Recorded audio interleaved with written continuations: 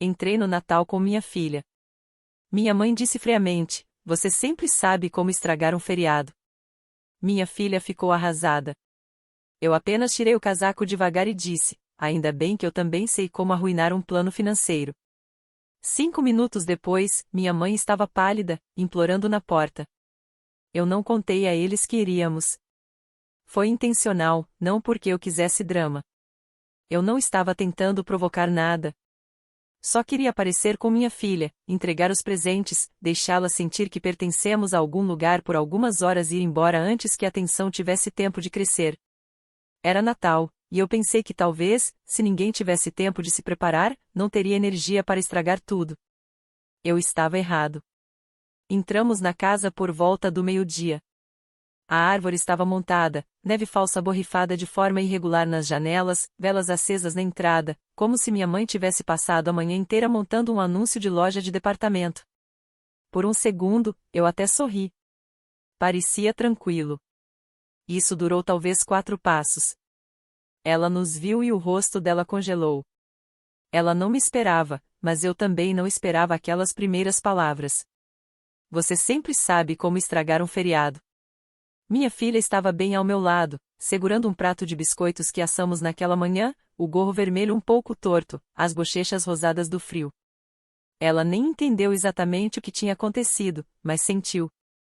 Vi ela piscar rápido e olhar para os biscoitos, como se tivesse feito algo errado. Essa imagem eu nunca vou esquecer. Então eu disse. Tirei o casaco devagar, com calma.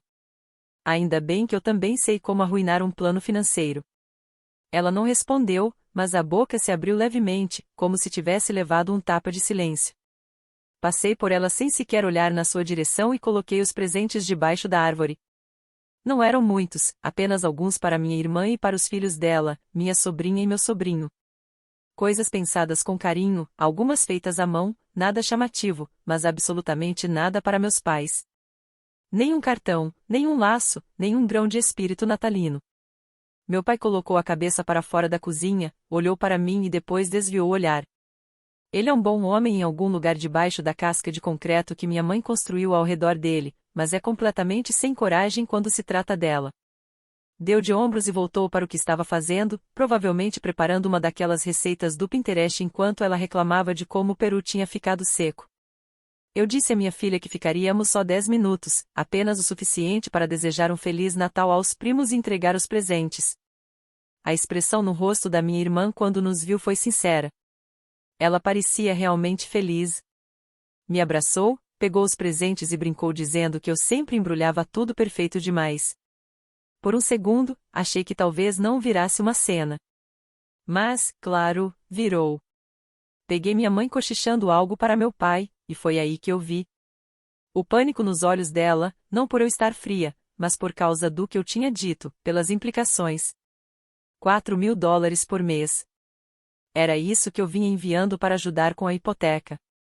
E mais algumas centenas aqui e ali quando surgiam imprevistos, pneus novos, a lava-louças com vazamento, a conta de luz mais alta do que o esperado. Eu nunca fiz alarde sobre isso, mas ela sempre fazia drama com tudo mais. Então, sim, talvez ela tenha sentido aquela rachadura no chão começando a se abrir. Quando nos levantamos para ir embora, minha filha estendeu a mão para o último biscoito do prato que ela mesma tinha levado. Minha mãe murmurou algo, alguma coisa sobre açúcar e cáries. Ignorei, conduzi minha filha direto para fora pela porta da frente. Menos de 5 minutos depois, ela estava batendo no vidro do meu carro como alguém correndo atrás de um táxi na chuva. A mão pálida tremendo levemente, pedindo para voltarmos. Disse que não tinha querido dizer aquilo, que era só estresse. Que as festas são difíceis. Você sabe como é. Eu não abaixei o vidro. Apenas dirigi. E senti. Não culpa, não tristeza, alívio. Pela primeira vez em anos, eu não precisei fingir. Não precisei enfeitar a disfunção com pisca-pisca e perdão falso. O Natal não desmoronou. Pela primeira vez, fez sentido. E o que viria a seguir abalaria cada parte do mundo cuidadosamente construído deles. Depois que saímos da casa dos meus pais, eu não chorei, não gritei, nem desabafei. Levei minha filha a um diner retro na estrada, daqueles em que as garçonetes ainda usam aventais de bengala doce e te chamam de querida. Ela comeu panquecas em forma de boneco de neve, com botõezinhos de bala, e um copo de chocolate quente com chantilly demais. Eu só fiquei ali, observando o sorriso dela, como se o Natal não tivesse sido incendiado minutos antes naquela casa. Ela perguntou por que tínhamos saído tão rápido. Eu disse que, às vezes, as pessoas não sabem ser gentis, nem mesmo nos feriados. Ela disse que entendia. Ela tem 8 anos. Entende mais do que muita gente com o dobro da idade. Quando chegamos em casa, meu celular estava acendendo sem parar, como uma máquina caça-níquel. 5 chamadas perdidas. 2 do meu pai, 3 da minha mãe. Algumas mensagens de números que eu não tinha salvo, mas sabia que eram provavelmente primos ou tias tentando saber o que tinha acontecido. Então veio uma da minha irmã que me fez parar. O que aconteceu? Ignorei. Eu queria uma noite de paz, sem trazer os problemas de todo mundo para minha sala. Eu não ia me explicar para uma mulher que ficou em silêncio por anos enquanto eu era culpada por tudo, desde o drama dos feriados até a dor no joelho da minha mãe no dia de Ação de Graças. No dia seguinte, ela ligou de novo, e dessa vez eu atendi. O tom dela não era de raiva, era de confusão. Ela disse: a mãe estava estranha. Não brava, não defensiva, só quieta, como se não soubesse o que fazer consigo mesma. Eu disse que não estava surpresa. Pessoas como a nossa mãe só sabem funcionar quando estão no controle. Tire isso delas e elas começam a falhar. Então minha irmã perguntou algo que eu não esperava: você realmente parou de mandar dinheiro para eles? Eu respondi: ainda não, mas vou. E em breve. Não era uma ameaça. Não era vingança. Foi apenas o primeiro limite que eu já tinha imposto em uma família que trata limites como traição. Por 5 anos, eu vinha pagando quase metade da hipoteca deles, 4.000 por mês. E toda vez que eu sugeria que diminuíssem o padrão de vida ou ao menos refinanciassem, minha mãe fazia um escândalo, como se eu estivesse pedindo para ela vender a aliança de casamento. Eles moram numa casa grande demais, cara demais, cheia demais de móveis que não podem pagar, mas que se recusam a se desfazer porque isso os faz se sentir bem-sucedidos. Dão festas que não têm como bancar e se gabam de um estilo de vida que só existe porque eu, em silêncio, paguei a conta. Eu fiz isso por culpa, porque quando eu era mais nova, causei muito estresse a eles. Porque eu achava que ser a filha boa significava consertar tudo, mesmo que isso me quebrasse. Não mais. 2 dias depois, cancelei o pagamento automático. Em seguida, cancelei a transferência mensal do supermercado. $200 todo dia 1º do mês. Sumiu, sem uma palavra. Depois, bloqueei o acesso da minha mãe à minha conta bancária. Sim, ela tinha acesso. Isso também acabou. Enviei uma mensagem para meu pai, disse que não era algo pessoal, mas que as coisas iam mudar em janeiro. Eu vim ajudando por tempo demais e aquilo já não era ajuda. Era contenção de danos. A resposta dele, típica, disse que entendia. E encerrou a mensagem com uma de suas frases clássicas: sua mãe só quer paz na família. Quase deu vontade de rir. Uma semana se passou e eu não ouvi nada. Então, do nada, minha irmã ligou de novo. Só que dessa vez ela estava com raiva. Disse que a mãe contou tudo, que tinha visto a mensagem que eu mandei. Que o pai dizia que eu estava sendo extrema. Que era Natal e eu estava agindo como uma cobradora de dívidas. Ela disse algo que me fez parar: se você parar de pagar, eles podem perder a casa. Você não está machucando só eles, está machucando todo mundo. Quase ri. Como se o meu dinheiro fosse um recurso coletivo. Como se eu devesse estabilidade a eles. Lembrei a ela que eram 2 adultos plenamente capazes, que construíram toda uma vida fingindo ter mais do que realmente tinham. Que por anos eu vinha tapando os buracos do barco financeiro deles enquanto eles se gabavam de cruzeiros e gastavam com reformas no quintal que não podiam pagar. Ela não quis ouvir. Você vai se arrepender disso, Raquel, foi o que disse antes de desligar. Ela ainda achava que eu estava blefando. Não fazia ideia de que os presentes que eu tinha comprado para nossos pais ainda estavam numa sacola no meu armário. Caros, bem pensados, ainda embrulhados. Eu não deixei de entregá-los por esquecimento. Eu não entreguei porque, quando estávamos indo embora naquele dia, eu já sabia que eles não mereciam. E eu estava prestes a devolver cada um deles. Não me senti dramática dirigindo de volta ao shopping. Nada de mãos tremendo, nenhuma música alta para abafar os pensamentos. Apenas silêncio e uma sacola de presentes no banco do passageiro, que de repente parecia mais pesada do que deveria. Eu ficava pensando em quanto esforço eu tinha colocado naqueles presentes. Não dinheiro. Esforço. Lembrei dos comentários que meu pai tinha feito meses antes sobre querer receber mais gente em casa. Lembrei da minha mãe folheando um livro de receitas lá em casa e dizendo que adorava a capa. Eu também tinha escrito um cartão. Não um genérico. Um daqueles em que você fica relendo 5 vezes para ter certeza de que soa carinhoso, mas não desesperado. Nada disso importou. Estacionei, entrei e devolvi tudo. Os copos, o caderno, os cartões presente. Não me apressei. Não hesitei. Quando a caixa perguntou se havia algum problema com os itens, eu disse, não, eles só não são mais necessários. Até o papel de embrulho eu devolvi. Depois, no carro, rasguei o cartão e joguei fora. Aquele foi o único momento em que parei. Não porque senti falta deles, mas porque percebi há quanto tempo eu vinha tentando comprar respeito básico com coisas. Naquela tarde, reorganizei o dinheiro. Os 4.000 por mês já tinham sido cortados, mas havia pequenas coisas que eu tinha esquecido. Serviços de streaming, uma conta de telefone que eu pagava sem nem pensar, um depósito que minha mãe insistia que precisavam. Tudo cancelado, um por um, em silêncio. Em seguida, transferi os últimos poucos centenas da minha poupança para o fundo de aulas de piano da minha filha. Fiz a matrícula oficialmente. Quando contei a ela, sorriu e perguntou se podia praticar todos os dias. Eu disse que sim. Aquilo pareceu a primeira decisão financeira certa que eu tomava em muito tempo. 2 dias depois, minha mãe ligou de um número que eu não reconhecia. Deixei cair na caixa postal. Ela começou calma, disse que não entendia por que eu estava distante, disse que estava magoada. Depois o tom mudou. Disse que eu a tinha envergonhado, que as pessoas estavam fazendo perguntas, que eu a tinha feito parecer instável.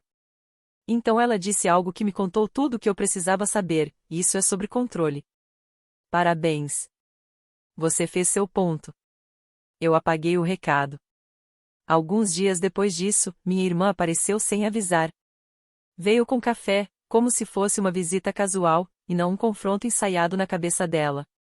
Eu saí e fechei a porta atrás de mim para que minha filha não ouvisse. Ela não perdeu tempo. Disse que eu os peguei de surpresa, que deveria ter avisado.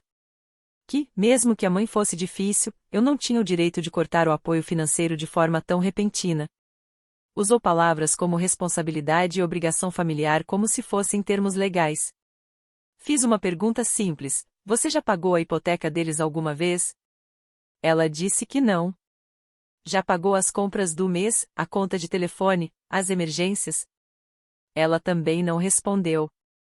Disse que sabia que a mãe podia ser dura, que não defendia tudo o que ela dizia, mas que aquele não era o caminho. Que eu estava agindo por raiva. Foi então que ela disse a frase que ficou comigo: você costumava ser generosa. O que aconteceu com você? Eu disse que ainda era generosa. Eu só parei de estar disponível para ser explorada. Eu disse a ela que generosidade sem limites vira expectativa, e expectativa vira direito adquirido. Ela não gostou. Disse que o pai estava estressado, que ele não merecia aquilo, que tinha trabalhado a vida inteira. Eu respondi: eu sei, e venho pagando as consequências das escolhas deles há anos. Ela tentou mudar o foco. Disse que a mãe estava com medo, que não sabia como eles iam se virar. Eu disse que eles dariam um jeito da mesma forma que eu sempre dei, se ajustando. Ela foi embora com raiva. Não gritando, só tensa, controlada, como alguém que já tinha decidido que eu era o problema. Mais tarde naquela noite, começaram a chegar mensagens de pessoas de quem eu não ouvia falar havia anos. Família, amigos, parentes distantes, todos dizendo variações da mesma coisa, que minha mãe estava devastada, que eu precisava ser a pessoa mais madura, que dinheiro não devia ficar entre a família. Bloqueei todos. Nenhum deles estava lá quando minha mãe me lembrava de que eu só era útil quando era conveniente. Nenhum deles estava lá quando eu pagava em silêncio e era criticada em voz alta. No fim daquela semana, o pânico começou a se instalar do lado deles. Eu sentia isso mesmo sem falar com ninguém. E foi aí que meu pai finalmente parou de ficar calado. Na segunda semana de janeiro, meu pai me mandou uma mensagem. Sem conversa fiada, sem introdução, precisamos conversar domingo, na nossa casa, todo mundo. Só isso já era estranho.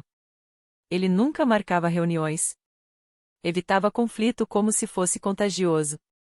Normalmente, se algo dava errado, minha mãe falava por ambos e ele ficava ali, visível o suficiente para parecer envolvido. Aquilo parecia diferente. Quase recusei. Eu não devia a eles mais uma encenação. Mas algo na forma como ele escreveu despertou minha curiosidade, então aceitei. Fui sozinha. Minha filha estava dormindo na casa de uma amiga, e parte de mim sabia que aquela conversa não era para crianças nem para testemunhas. Quando cheguei, a casa já parecia errada. A luz da varanda estava apagada. Ela ficava acesa todas as noites, desde que me lembro. As janelas estavam escuras. Por dentro, o ar estava frio. Não frio de aquecedor quebrado, mas frio de economia. Aquele frio que as pessoas toleram quando estão contando cada centavo. Foi aí que caiu a ficha. As coisas não estavam apenas tensas. Já estavam se rompendo. Minha irmã estava no sofá, braços cruzados, maxilar travado. Não sorriu quando me viu. Minha mãe estava na poltrona, parecendo menor. Sem maquiagem, sem joias, o cabelo preso de qualquer jeito. Parecia alguém que tinha passado noites demais sem dormir. Aquilo foi perturbador. Quase não a reconheci sem a armadura. Meu pai ficou em pé perto da cozinha, em vez de se sentar. Permaneceu de pé o tempo todo. Ninguém falou por um momento. Então foi ele quem quebrou o silêncio. Disse que não tinha entendido o quadro completo, que a casa era cara demais, que o refinanciamento tinha sido negado porque os pagamentos estavam atrasados, pagamentos que ele achava que eles estavam conseguindo manter. Ele admitiu que estavam atrasados com a conta de luz, o seguro e os impostos do imóvel. Não olhou para minha mãe quando disse isso. Olhou para mim. Disse que não tinha percebido o quanto eu vinha cobrindo até eu parar. Que, quando o dinheiro secou, a verdade apareceu de uma vez só. Então algo inesperado aconteceu. Ele pediu desculpas. Não aquela meia desculpa que ele costumava dar para apaziguar as coisas. Uma de verdade. Disse que sentia muito por ter deixado chegar a esse ponto. Desculpa por ter permitido que eu carregasse uma responsabilidade que não era minha. Desculpa por não ter intervindo antes. Então ele disse algo que fez meu estômago afundar. Sua mãe escondeu coisas de mim. Disse que ela minimizava o quanto de ajuda estavam recebendo. Que apresentava como apoio ocasional, não como uma linha de vida. Que ela cuidava das finanças e dizia para ele não se preocupar. Minha mãe não interrompeu, não discutiu. Apenas ficou olhando para o chão. Minha irmã parecia em choque, como se alguém tivesse puxado a cortina no meio da peça. Meu pai continuou. Disse que tinha terminado de fingir. Que já havia entrado em contato com um corretor de imóveis e que planejava vender a casa e se mudar para um lugar menor, algo que eles realmente pudessem pagar. Disse que não estava pedindo permissão. Minha mãe finalmente falou então, apenas uma frase, disse que não concordava. Meu pai respondeu que tudo bem. O silêncio voltou a tomar a sala. Então ele pegou um envelope em cima do balcão e me entregou. Dentro havia um cheque de $4.000. Um mês, ele disse. Não era reembolso, era reconhecimento. Disse que tinham cancelado coisas, o jardineiro, o clube de vinhos, assinaturas que ele nem sabia que existiam. Disse que era hora de viver dentro da realidade. Sinceramente, eu não peguei o cheque. Deixei sobre a mesa. Disse a ele que, se realmente levasse isso adiante, eu ajudaria não financeiramente, mas com planejamento, logística, papelada, apoio de verdade. Ele assentiu, como se já esperasse essa resposta. Minha mãe não disse mais nada. Parecia vazia, como se a casa já a tivesse deixado. Fui para casa inquieta, não aliviada, não com raiva, apenas consciente de que algo fundamental tinha mudado. Mais tarde naquela noite, minha irmã me mandou uma mensagem, eu não sabia. De verdade. Sinto muito. Não foi dramático, nem defensivo. Soou sincero. E foi aí que percebi que isso não era mais sobre punição. Era sobre mudança, quisessem eles ou não. 10 dias se passaram. Nenhuma palavra da minha mãe.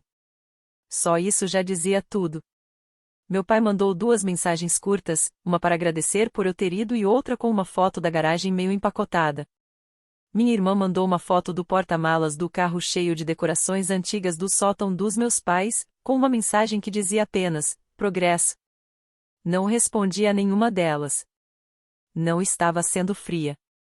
Só não tinha certeza ainda se tudo aquilo era real. Então, numa noite de quarta-feira, meu telefone tocou. Era meu pai. Ele raramente liga e, quando liga, geralmente é porque algo está errado. Dessa vez, ele soou calmo. Não neutro, calmo de verdade. Disse que queria reunir todo mundo de novo, não para confrontar nada, apenas para conversar. Disse que estava cansado do silêncio, cansado das regras antigas. Queria que todos nós sentássemos juntos mais uma vez, nos termos dele. Eu não sabia exatamente o que isso significava, mas disse, tudo bem. Naquele domingo, dirigi até lá outra vez. Eu não estava nervosa, só cautelosa. Não confiava totalmente no que tinha visto da última vez. Ainda não. Minha família sempre foi boa em vestir a disfunção com roupas educadas. Eu precisava ver se aquilo era apenas mais uma troca de figurino ou algo real. A primeira coisa que notei ao chegar foi a placa de Vende-se já no jardim. Não escondida, não debatida, simplesmente ali. A segunda coisa foi a luz da varanda acesa novamente, mas dessa vez não estava impecável.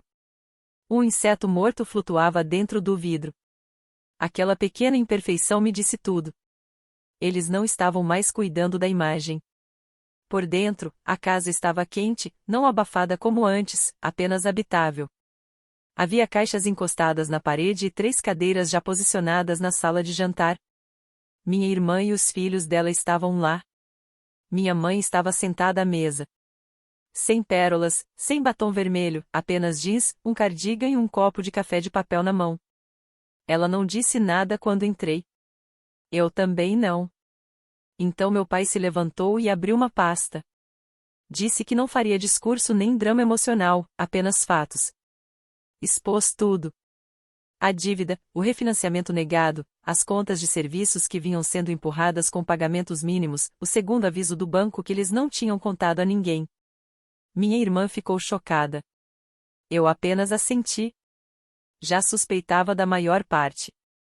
Ele disse que já tinham assinado com um corretor, que a casa seria anunciada até o fim da semana. Que havia entrado em contato com um consultor financeiro. Que minha mãe tinha concordado em cancelar 3 cartões de crédito. Aquilo foi o primeiro choque real, minha mãe fechando contas de crédito por vontade própria. Então ele disse algo que eu nunca esperei ouvir dele. Nunca. Eu deixei ela carregar tudo nesta casa, menos o peso das próprias decisões. Ele não falou com acusação, mas com clareza. Minha mãe pousou o café na mesa. Não levantou o olhar, mas falou. Disse que tinha medo de reduzir o padrão, de perder a imagem, de que todos nós descobríssemos que eles não eram quem fingiam ser. Foi só isso que disse. Mas ouvir minha mãe admitir medo era algo novo. Ela olhou para minha irmã, depois para mim, e então disse algo que eu sinceramente nunca achei que ouviria da boca dela. Eu não espero que vocês consertem nada, mas gostaria de uma segunda chance de fazer parte desta família sem que o dinheiro seja a única linguagem que a gente fala. Não foi emocional. Não foi manipulador. Soou cru, despojado. Minha irmã se recostou na cadeira como se tivesse finalmente soltado o ar pela primeira vez na semana. Ela fez uma única pergunta: o que acontece depois que a casa for vendida? Meu pai respondeu que eles estavam olhando um apartamento a 5 quarteirões da casa dela. Um banheiro, 2 quartos, sem quintal. Minha mãe não protestou. Depois disso, a conversa passou para coisas práticas. Mudança, papelada, o que vender, o que doar. Eu me ofereci para ajudar com a logística. Minha irmã disse que ficaria com os móveis antigos das crianças para o novo lugar. Até as crianças entraram na conversa. Um deles disse que a vovó podia ficar com a poltrona de saco de feijão dele. Todo mundo riu. Não aquele riso falso, só leveza, como se não tivéssemos estado em guerra poucas semanas antes. Quando estávamos indo embora, meu pai me acompanhou até a porta. Ele me entregou o envelope de novo, o mesmo cheque, ainda intocado. Disse que não era uma transação. Era um marco de mudança. Falou que estavam cancelando o jardineiro, o clube de vinhos por assinatura, os pacotes extras de TV a cabo. Disse que o cheque não significava nada financeiramente, apenas simbolicamente, que eles não iam mais viver às minhas custas nem das aparências. Dessa vez, eu aceitei. Não sabia se ia descontar. Talvez não. Mas aceitei porque foi a primeira vez que ele me entregou algo que parecia dignidade, e não contenção de danos.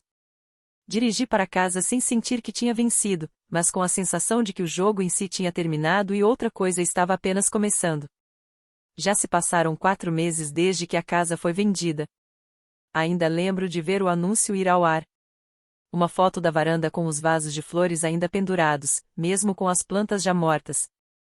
Meu pai nunca cuidou deles depois do Natal. Talvez tenha deixado de propósito. Um lembrete de quanto esforço ia para manter as aparências, mesmo depois que tudo começou a desmoronar. A casa foi vendida em 3 semanas. Comprador à vista. Sem contingências. Queriam se mudar antes do verão. Meu pai cuidou da papelada. Minha mãe não brigou com ele. Nenhuma vez. Ela apareceu para a assinatura com um casaco cinza simples, que eu nunca tinha visto, e assinou o nome como se estivesse finalmente encerrando uma versão antiga de si mesma.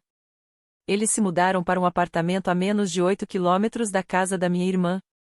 Segundo andar, 2 quartos, um banheiro, cozinha integrada com azulejos antigos e um cheiro estranho perto da janela que eles ainda não conseguiram identificar. Minha irmã ajudou a desempacotar. Eu não fui logo. Precisava de espaço. Não deles, mas da versão de mim que eu precisava ser perto deles. 2 semanas depois, meu pai mandou mensagem, apenas, já estamos instalados. Sem pressão. As portas estão abertas. Fui no fim de semana seguinte. Não havia tensão, nem recepção ensaiada. Minha mãe abriu a porta com as mangas arregaçadas e um pano de prato meio dobrado na mão. Ela parecia inacabada, como alguém no meio de viver, não de encenar. Ela me ofereceu café. Era instantâneo. Ela costumava insistir em grãos moídos na hora, mas agora só deu de ombros quando percebi. Disse, é rápido. É barato. E funciona. Aquilo pareceu uma mudança maior do que qualquer outra coisa. Sentamos no sofá pequeno. Olhei ao redor e reparei em tudo que eles não tinham trazido com eles. A mesa de vidro da sala de jantar, o lustre, o carrinho de bebida sofisticado, as obras de arte das quais ela falava como se fossem investimentos. Tudo tinha ido embora. No lugar, havia fotos emolduradas na parede. Fotos de verdade. Imagens antigas de férias que fizemos quando eu era criança. Uma foto dos filhos da minha irmã. Até uma minha com a minha filha, de uma viagem à praia no ano passado. Minha mãe nunca costumava pendurar fotos pessoais. Dizia que deixavam os ambientes carregados. Ela perguntou sobre as aulas de piano.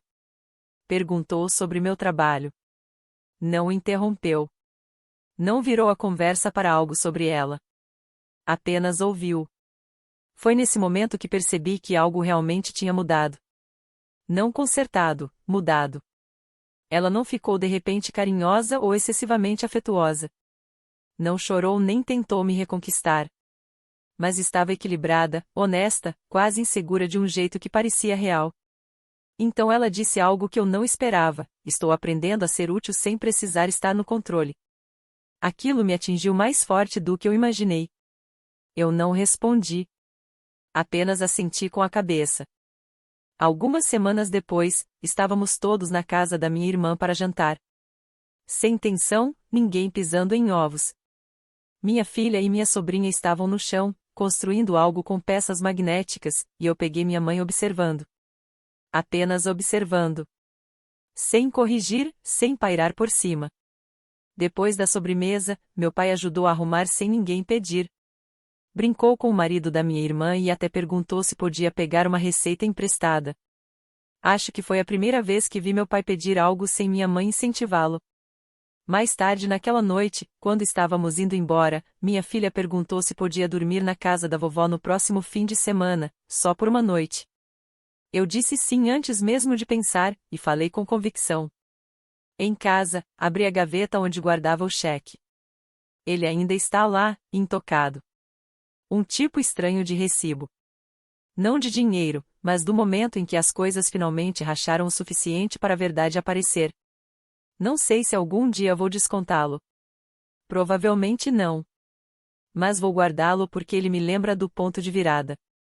O momento em que parei de financiar a disfunção e comecei a investir na minha própria paz. O momento em que percebi que a única forma de algo mudar era eu parar de segurar os pedaços quebrados por todo o mundo. Eu não salvei minha família. Mas quando parei de carregá-la, eles finalmente se levantaram.